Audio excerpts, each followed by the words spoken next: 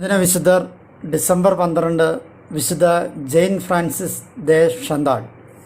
1572 ജനുവരി 28 ഫ്രാൻസിലെ ദിജോണിലാണ് വിശുദ്ധ ജെയിൻ ഫ്രാൻസിസ് ചാൻഡൽ ജനിച്ചത്. ബർഗുണ്ടിയിലെ ഭരണസഭയുടെ അധ്യക്ഷനായിരുന്നു വിശുദ്ധയുടെ പിതാവ്. കൂടാതെ ഹെൻറി നാലാമൻ്റെ വിജയത്തിന് കാരണമായ ഉടമ്പടിയുടെ കാലത്ത് അദ്ദേഹം റോയലിസ്റ്റ് പാർട്ടിയുടെ നേതാവായിരുന്നു. വിശുദ്ധ 1592 ബാരോൺ ഡെ ചാൻഡലിൻ്റെ പത്നിയായി ബർമില്ലിയിലുള്ള തെഫ്യൂഡൽ കൊട്ടാരത്തിൽ താമസമാക്കി. സഹനം അനുഭവിക്കുന്ന ക്രിസ്തു വിശ്വാസികളെ പരിചരിക്കുന്ന വേളകളിൽ ഒന്നിലധികം പ്രാവശ്യം ദൈവം വിശുദ്ധയിലൂടെ അത്ഭുതങ്ങൾ പ്രവർത്തിച്ചിരുന്നതായി കാണാൻ കഴിയും.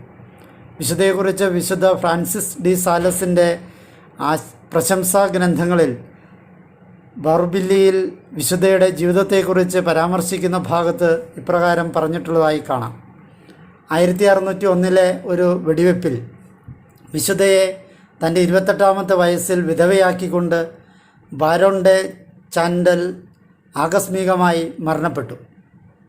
ഹൃദയം തകർന്ന വിശുദ്ധ ഭർത്തൃവിയോഗത്തിൽ കന്യകാവ്രതം സ്വീകരിക്കുവാൻ തീരുമാനമെടുത്തു.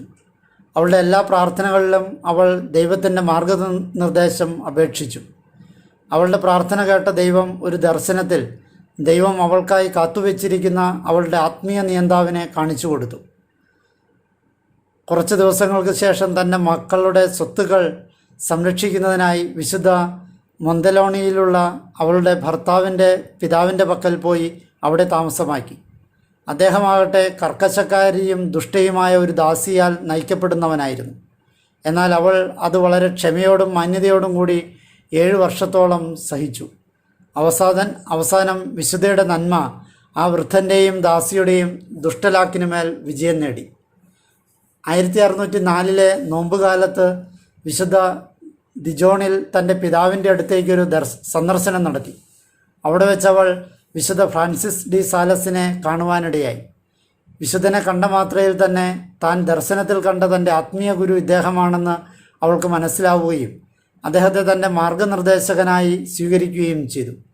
നിർഭാഗ്യവശാൽ ഈ 2 വിശുദ്ധരും തമ്മിൽ നടത്തിയ എഴുത്തുകളിൽ നല്ലൊരു ഭാഗവും ഇപ്പോൾ ലഭ്യമല്ല. പരിശുദ്ധനായ ഈ മെത്രാൻ്റെ മരണത്തോടെ വിശുദ്ധ അതെല്ലാം നശിപ്പിച്ചു കളഞ്ഞു. തൻ്റെ 14 വയസ്സായ മകൻ്റെ വിദ്യാഭ്യാസവും സുരക്ഷയും തൻ്റെ പിതാവിൻ്റെയും സഹോദരനായ ബോർജസിലെ മെത്രാപ്പോലീത്തയുടെ പക്കൽ സുരക്ഷിതമാക്കിയപ്പോൾ വിശുദ്ധ തൻ്റെ ദൈവവിളി നിറവേറ്റുന്നതിനായി അന്നസിയയിലേക്ക് പോയി. അവിടെ വിശുദ്ധ വിസിറ്റേഷൻ എന്ന സന്യാസിനി സഭയ്ക്ക് തുടക്കം കുറിച്ചു. തൻ്റെ ശേഷിച്ച 2 പെൺമക്കളെയും വിശുദ്ധ തൻ്റെ കൂടെ കൂട്ടിയിരുന്നു. മൂത്തവൾ സമീപകാലത്ത് വിശുദ്ധ ഫ്രാൻസിസ് ഡെ സാലസിൻ്റെ സഹോദരനായ തോറൻസിലെ ബാരോണിനെ വിവാഹം ചെയ്തു.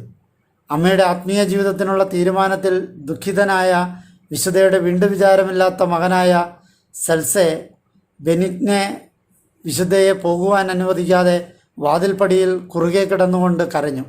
ഇത് കണ്ടു നിന്ന ബെനിഗ്നയുടെ ഗുരുവായ പുരോഹിതൻ വിശുദ്ധയോട് തൻ്റെ മകൻ്റെ കണ്ണുനീരിൽ തൻ്റെ തീരുമാനത്തെ ഇളക്കുമോ എന്ന് ചോദിച്ചു. ഇല്ല, ഒരിക്കലുമില്ല, പക്ഷെ ഞാൻ ഒരമ്മയും കൂടിയാണ് എന്ന് മറുപടി കൊടുത്തുകൊണ്ട് വിശുദ്ധ തൻ്റെ ദൈവഹിതം നിറവേറ്റുന്നതിനായി മകനെ മറികടന്നുപോയി. 1610 ജൂൺ 6 ഞായറാഴ്ചയാണ് തിരുസഭാ ചട്ടപ്രകാരം വിസിറ്റേഷൻ സന്യാസിനി സഭ നിലവിൽ വന്നത്. ഈ സഭയുടെ ലക്ഷ്യം അക്കാലത്തെ കർക്കശമായ സന്യാസ രീതികൾ പാലിക്കുവാൻ ആഗ്രഹമോ ശക്തിയോ ഇല്ലാത്ത യുവതികളുടെയും വിധവകളുടെയും ആത്മീയമായ ഉന്നതിയായിരുന്നു. നമ്മുടെ ഹിതവും ദൈവഹിതവും ഐക്യപ്പെടുത്തിക്കൊണ്ട് താൻ വിഭാവനം ചെയ്ത ഈ സന്യാസ ജീവിത രീതി യാഥാർത്ഥ്യമായി കാണുവാൻ വിശുദ്ധ ഫ്രാൻസിസ് ഡെ സാലസ് അതിയായി ആഗ്രഹിച്ചിരുന്നു. 1622 വിശുദ്ധ ഫ്രാൻസിസ് ഡി സാലസ് മരണമടഞ്ഞപ്പോൾ ഈ സഭയ്ക്ക് ഏതാണ്ട് 13 മഠങ്ങളുണ്ടായിരുന്നു. വിശുദ്ധ ജെയിൻ ഫ്രാൻസിസ് മരിക്കുന്ന സമയം ആശ്രമങ്ങളുടെ എണ്ണം 86 വിശുദ്ധയായി പ്രഖ്യാപിക്കുന്ന സമയത്ത് 164 വിശുദ്ധയുടെ ശേഷിച്ച ജീവിതം ഏറ്റവും ശ്രേഷ്ഠതയാർന്ന നന്മ പ്രവൃത്തികളുമായി ആശ്രമത്തിൽ തന്നെയായിരുന്നു. കാരുണ്യത്താൽ ഉത്തേജിപ്പിക്കപ്പെട്ടതും പരിത്യാഗത്തിൻ്റെതായ മനോഭാവവുമാണ് വിശുദ്ധ ഫ്രാൻസിസ് ഡി സാലസിൽ മുന്നിട്ട് നിന്നിരുന്നതെങ്കിലും വിശുദ്ധ ജെയിൻ ഫ്രാൻസിസിലാകട്ടെ അടിയുറച്ചതും പതറാത്തതുമായ മനോബലവുമായിരുന്നു പ്രബലമായിരുന്നത്. വിശുദ്ധ ഒരിക്കലും തൻ്റെ പെൺമക്കൾ മാനുഷിക ദൗർബല്യങ്ങൾക്ക് വഴിപ്പെടരുതെന്ന് ആഗ്രഹിച്ചിരുന്നു. പരീക്ഷണങ്ങൾ വിശുദ്ധയുടെ ജീവിതത്തിൽ നിരന്തരം ഉണ്ടായിക്കൊണ്ടിരുന്നു. എന്നിരുന്നാലും വിശുദ്ധ അതെല്ലാം ധൈര്യപൂർവ്വം നേരിട്ടു. എന്നിരുന്നാലും വിശുദ്ധ ഒരു ലോലഹൃദയ ആയിരുന്നു. 1627 റേ എന്ന ദ്വീപിലെ യുദ്ധത്തിൽ തൻ്റെ മകൻ മരിക്കുകയാണെങ്കിൽ ഒരു ക്രിസ്ത്യാനിക്ക് ചേർന്ന വിധം വേണം മരിക്കണമെന്നാണ് വിശുദ്ധ പ്രാർത്ഥിച്ചിരുന്നത്. സെൽസെ ബെനിഗ്നെ മാർക്യൂസ് ഡി സെവിഗ്നെ എന്ന പേരായ വളരെ പ്രസിദ്ധയായ ഒരു മകളെ അവശേഷിപ്പിച്ചിട്ടാണ് മകൻ പോയത്. കുടുംബ പ്രശ്നങ്ങളെന്ന കുരിശുകളും വിശുദ്ധയ്ക്ക് നേരിടേണ്ടി വന്നിട്ടുണ്ട്. പ്രത്യേകിച്ച് തൻ്റെ ജീവിതത്തിൻ്റെ അവസാന 9 വർഷങ്ങൾ വളരെയേറെ യാതനകൾ വിശുദ്ധയ്ക്ക് സഹിക്കേണ്ടി വന്നിട്ടുണ്ട്. വിശുദ്ധയുടെ മരണത്തിന് 3 മാസം മുമ്പ് വരെ അത് തുടർന്നു. വിശുദ്ധയുടെ ദിവ്യത്വത്തിൻ്റെ കീർത്തി പരക്കെ വ്യാപിച്ചു. രാജ്ഞിമാരും രാജകുമാരന്മാരും രാജകുമാരിമാരും വിശുദ്ധയെ കാണുവാനായി ആശ്രമത്തിലെ സ്വീകരണ മുറിയിൽ തടിച്ചുകൂടി. എവിടെയൊക്കെ വിശുദ്ധ മഠങ്ങളുടെ സ്ഥാപനത്തിന് പോകുന്നുവോ അവിടെയെല്ലാം ആളുകൾ വിശുദ്ധയ്ക്ക് ജയഘോഷങ്ങൾ മുഴക്കി. ഇത് കാണുമ്പോൾ വിശുദ്ധ ഇപ്രകാരം പറയുമായിരുന്നു: ഈ ജനങ്ങൾക്ക് എന്നെ അറിയില്ല. അവർ ആശയക്കുഴപ്പത്തിലായിരിക്കുകയാണ്. അവർക്ക് തെറ്റുപറ്റിയിരിക്കുന്നു. വിശുദ്ധയുടെ മൃതദേഹം അന്നസിയയിലെ വിസിറ്റേഷൻ ആശ്രമത്തിലെ ദേവാലയത്തിൽ വിശുദ്ധ ഫ്രാൻസിസ് ഡി സാലസിൻ്റെ മൃതദേഹത്തിനരികിലായി അടക്കം ചെയ്തു. 1751 വിശുദ്ധ പദവിക്കായി നാമകരണം ചെയ്യപ്പെടുകയും 1767 വിശുദ്ധയായി പ്രഖ്യാപിക്കപ്പെടുകയും ചെയ്തു. ആഗസ്റ്റ് 21 വിശുദ്ധയുടെ നാമഹേതുക തിരുനാളായി അംഗീകരിച്ചു. അനുകരിക്കാനാവാത്ത വിധം മനോഹരമായാണ് വിശുദ്ധയുടെ ജീവിത ചരിത്രം വിശുദ്ധയുടെ സെക്രട്ടറിയായ ബൗഗാദിലെ മോൺസിഞ്ഞറായിരുന്ന മദർ ചൗഗി എഴുതിയത്. അവരുടെ മരണത്തിന് ശേഷം 1863 ലാവലിനിലെ മെത്രാൻ ഇത് പ്രസിദ്ധീകരിക്കുകയുണ്ടായി. ഈ ഗ്രന്ഥത്തിന് അതർഹിക്കുന്ന പോലെ അഭൂതപൂർവമായ വിജയമാണുണ്ടായത്.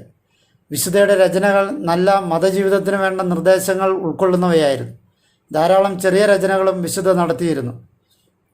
ഇതിൽ എടുത്തു പറയാവുന്നത് deposition for the procession of beatification of Saint Francis de Sales എന്നതായിരുന്നു. ഇവയ്ക്ക് പുറമെ ധാരാളം അമൂല്യമായ എഴുത്തുകളും ഊർജ്ജസ്വലമായ ഈ രചനകളിൽ നിന്ന് തന്നെ വിശുദ്ധയുടെ ജീവിത ഗുണങ്ങളുടെ ഒരു സംഗ്രഹവും ദർശിക്കാൻ സാധിക്കും.